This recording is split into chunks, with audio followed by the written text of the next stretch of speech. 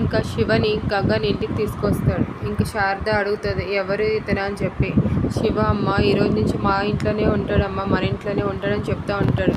అప్పుడు శివని సరే బాబు అని చెప్పి ఆ బ్యాగ్ తీసుకొని లోపల పెడుతుంది బ్యాగ్ శారద. ఇంకా అప్పుడే గగన్ శివతో మాట్లాడుతూ ఇలా అంటూ ఉంటాడు, లోపలికి సరే నువ్వు లోపలికి వెళ్ళు అని చెప్పి. ఎందుకో మళ్ళీ లోపలికి వెళ్ళి మళ్ళీ వచ్చి ఇలా అంటూ ఉంటాడు, శివ నేను ఒకటి అడగచ్చా, నువ్వేం అనుకో కదా అని చెప్పి. అడగండి సార్ ఏంటి అని చెప్పి.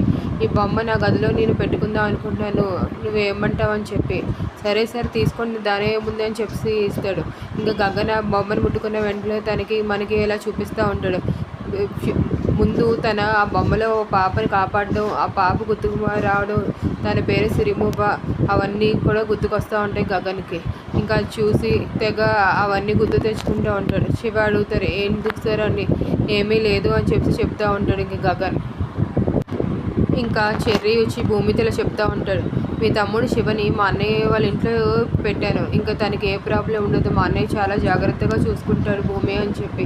థ్యాంక్ యూ చెర్రీ అని చెప్పి చెప్తూ ఉంటుంది భూమి. ఇంకా వెనకాల నుంచి అప్పుడు ఇదంతా వింటూ ఉంటుంది. శివ అయితే ఇప్పుడు గగన్ వాళ్ళ ఇంట్లో ఉన్నామా అనమాట. ఆ బొమ్మ కూడా శివ దగ్గరే ఉండుంటుంది. అయితే వీళ్ళెవరు ఆ వీడియో కానీ అందులో ఆ బొమ్మలో ఉన్న కెమెరా కానీ తెలియదు అనమాట. నేను వీళ్ళు తెలుసుకునే లోపు ఎట్టి పరిస్థితుల్లో ఆ బొమ్మని గగన్ గడి ఇంటి నుంచి తీసుకొని రావాలి, లేకపోతే నా నిజం అంతా తెలిసిపోతుంది అని చెప్పి అనుకుంటూ ఉంటుంది Apoorva. Thank you friends for watching my videos. Please subscribe. మీకు నా వీడియోస్ నచ్చినట్టయితే దయచేసి నా ఛానల్ సబ్స్క్రైబ్ చేసుకోండి ప్లీజ్.